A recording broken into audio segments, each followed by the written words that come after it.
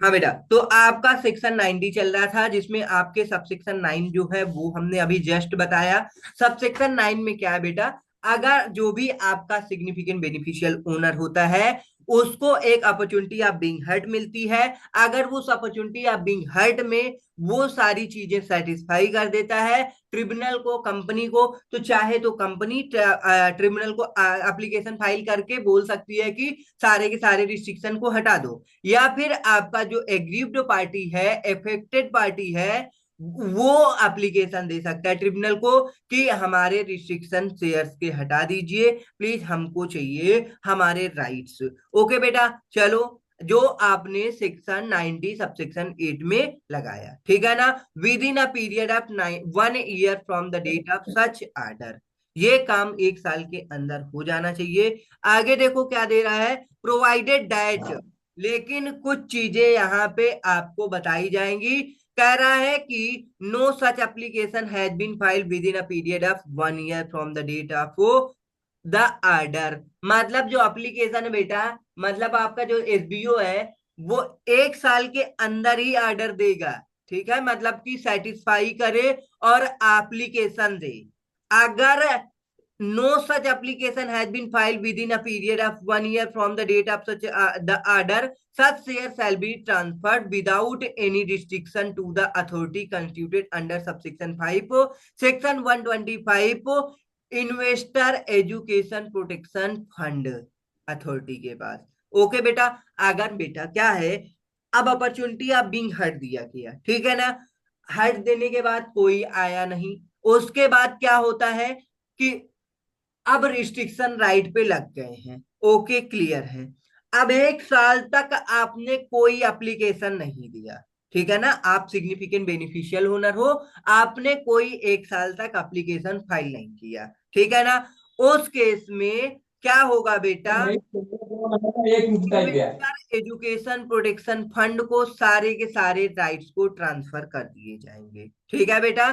Shell be transfer without any restriction to the authority constituted under subsection 5 of section 125, ठीक है बेटा। जो आपका सेक्शन 125 है, ये आपको इन्वेस्टर एजुकेशन प्रोटेक्शन फंड है, एक अथॉरिटी है, ठीक है ना, आईईपीएफ अकाउंट, ये आपको सेक्शन 125 आगे के चैप्टर में पढ़ाए जाते हैं, ठीक है ना। चलो, इन सच मैनर एज में भी प्रिस्क्राइब, यहाँ पे आपका एक क्या लगा है बेटा, एक्सेप्शन है। अगर आपने 1 साल के अंदर फाइल किया तो ठीक है, अदरवाइज आईईपीएफ में सारे के सारे राइट्स को ट्रांसफर कर दिए जाएंगे, तब नहीं होगा, ठीक। चलो, अब देखो बेटा, आपका आ रहा है डिक्लेरेशन बाय एसबीओ। जो आपका एसबीओ है बेटा, उसके द्वारा डिक्लेरेशन क्या दिया जा रहा है, ठीक है ना।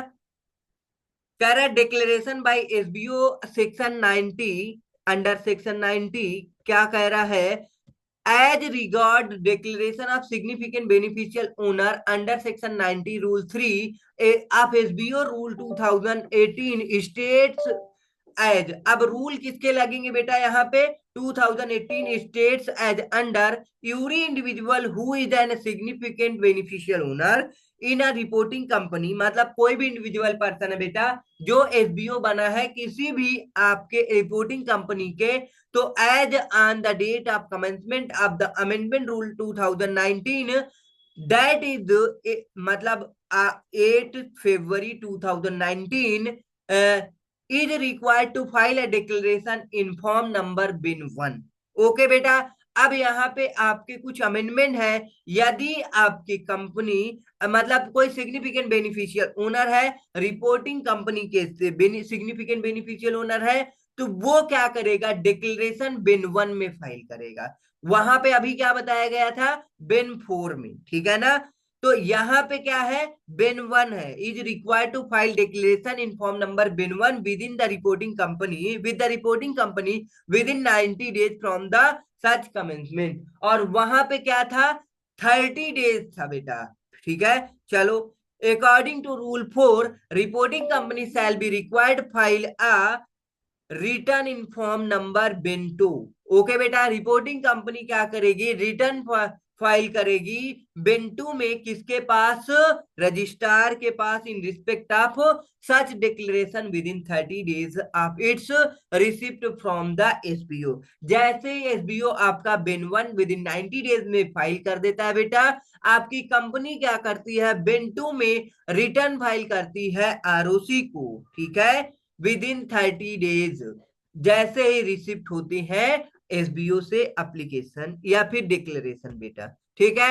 चलो अब बात आती है एनी इंडिविजुअल हो subsequently becomes a significant beneficial owner. मतलब पहले आपका इंडिविजुअल क्या था, बेनिफिशियल ओनर था, लेकिन सिग्निफिकेंट बेनिफिशियल ओनर नहीं था, ठीक है ना। जैसे ही वो सिग्निफिकेंट बेनिफिशियल ओनर बनता है, ठीक है ना, reporting company are who significant beneficial owner, मतलब दोनों एसबीओ और कंपनी, रिपोर्टिंग कंपनी को undergo the any change. तो अब यहाँ पे भाई बिल्कुल चेंज है, पहले आपका केवल बेनिफिशियल ओनर था, मतलब थोड़े बहुत शेयर उसको मिलते थे, मतलब लेस देन 10% रहा होगा। अब जैसे ही 10% से ज्यादा शेयर या फिर डिविडेंड या फिर आपकी वोटिंग पावर किसी भी इंडिविजुअल पर्सन के पास आ जाती है, तो वो क्या बन जाता है बेटा, आपका एसबीओ बन जाता है, ठीक है ना। जैसे वो एसबीओ बना, मतलब कि चेंजेस आए कंपनी में, कंपनी के बेनिफिशियल ओनर पे, सिग्निफिकेंट बेनिफिशियल ओनर बनने पे चेंज होता है ना, shall be required to file a declaration in form number BEN 1। तो क्या करना पड़ता है, बिन 1 में फॉर्म डिक्लेरेशन देना पड़ता है उस एसबीओ को, जो पहले एसबीओ नहीं था, अब क्या बन गया है, एसबीओ बन गया है, with the reporting company in with in 30 days of such acquisition of change. जैसे ही चेंज आता है वहां से 30 दिन के अंदर रिपोर्टिंग कंपनी को डिक्लेरेशन देना पड़ेगा बिन 1 में।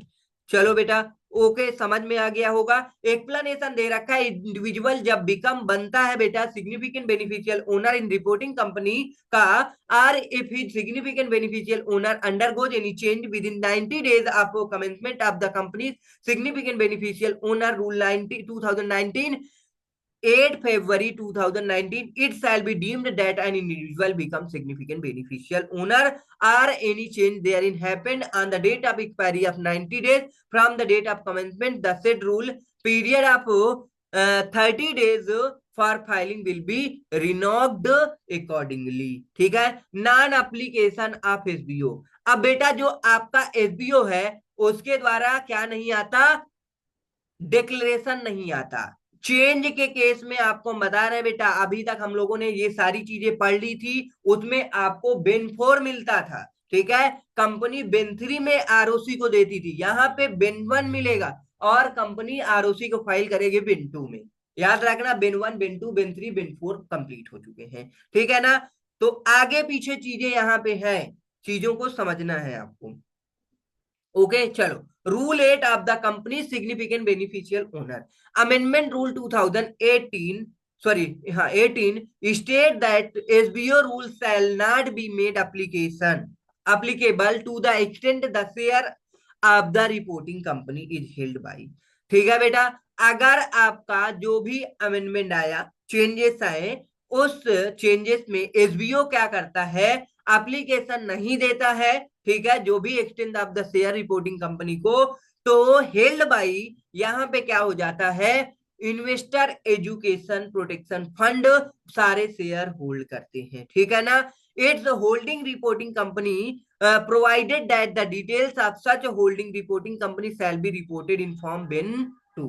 ओके बेटा, जो भी इट्स होल्डिंग है, मतलब जो भी बेनिफिशियल का होल्डिंग है, वो रिपोर्टिंग कंपनी क्या करेगी, डिटेल्स प्रोवाइड करेगी, ठीक है ना। Details of such holding reporting company shall be reported in form number BEN 2 में आरओसी को। The central government, state government और एनी लॉ अथॉरिटी, ठीक है। चलो अब पॉइंट 1 देखो, इसमें डी में पॉइंट 1 है, reporting company body corporate entity control by partly central और पार्टली स्टेट गवर्नमेंट, तो वो आपकी गवर्नमेंट कंपनी बन जाएगी।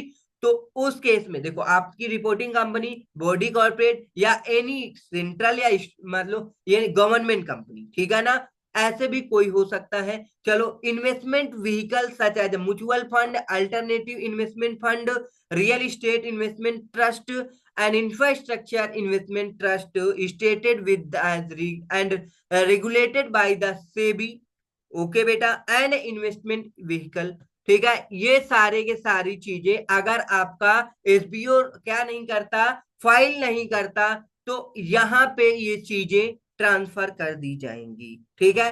चलो, अब अलग अलग प्रकार की आपकी कंपनी हो सकती है। ठीक है। अब पेनल्टी क्या लगेगी भाई? कंट्रावर्सन फॉर कंट्रावेंशन बाय एसबीओ। अब भाई एसबीओ कंट्रावेंशन क्या करेगा भाई? डिक्लेरेशन नहीं देगा। Fails to make a declaration required under subsection 1।